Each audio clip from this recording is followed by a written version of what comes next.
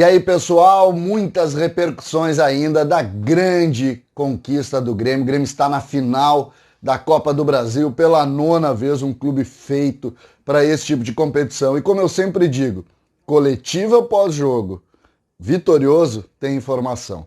César Cidade Dias falando de Grêmio aqui no YouTube, papo de gremista para gremista. Quero começar isso fazendo uma saudação especialíssima à estratégia de Renato Portaluppi para o jogo de ontem.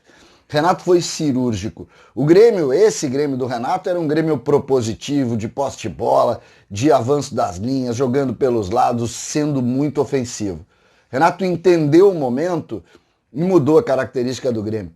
O Grêmio passou a ser um time pragmático nos enfrentamentos com o São Paulo. Sabia do poderio do São Paulo, sobretudo depois do que havia acontecido com o Grêmio nos jogos contra o Santos. E o Grêmio foi pragmático. O Grêmio entendeu, o Grêmio recuou, o Grêmio defendeu e o Grêmio botou o regulamento embaixo do braço e saiu classificado do Morumbi.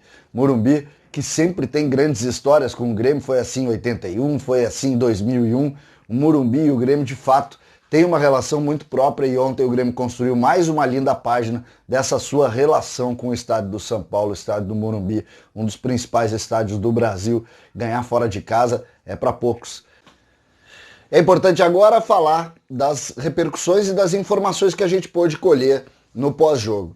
Primeiro, o campeonato vai ser decidido em fevereiro, o Grêmio tem o mês de janeiro todo. E aí vem a primeira frase do presidente Romildo: não ganhamos nada, temos que nos concentrar para jogar o Campeonato Brasileiro. Lembrando que o Grêmio folga, quarta-feira, dia 4, na segunda-feira se reapresenta e joga no dia 7 contra o Bahia. O Grêmio quer fazer esse mês de janeiro em alto nível. Para quê? Para não baixar o tom, sobretudo a concentração, e entrar forte nos enfrentamentos com o Palmeiras. Palmeiras que garantiu vaga, vencendo o América fora de casa. O Palmeiras é um time gigante e é um adversário muito poderoso para enfrentar o Grêmio.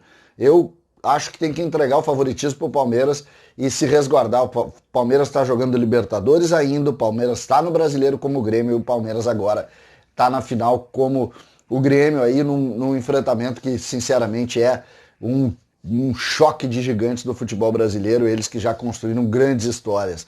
Além disso, o presidente Romildo, quando perguntado sobre a possibilidade de venda de PP, disse e garantiu: nenhuma proposta o Grêmio tem, porém o mês de janeiro vai definir isso.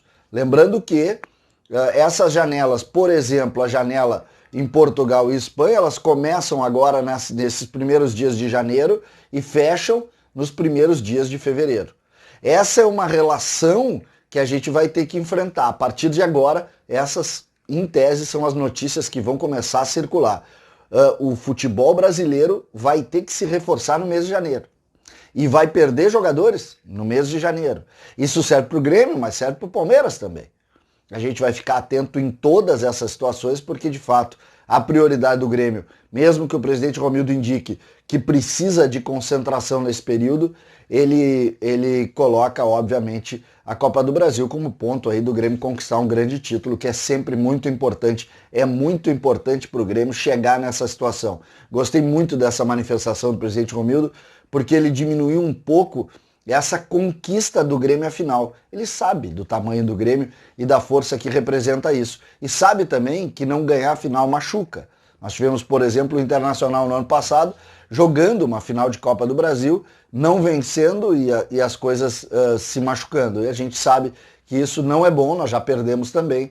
Então o Grêmio concentrado, entendendo que passou uma etapa, um degrau, e agora joga pela final de forma concentrada, sem perder o foco neste mês de janeiro, e me parece que esse é o ponto principal. Lembrando que a gente tem uma curiosidade, que é essa relação com um calendário maluco, né? O Grêmio não parou desde que começou lá no dia 22 de julho, não parou nenhuma semana, jogou sempre quarta e domingo, vai ter sua primeira folga agora. E é difícil manter a corda esticada como o Grêmio manteve, e acho que isso é uma coisa muito importante a ser valorizada.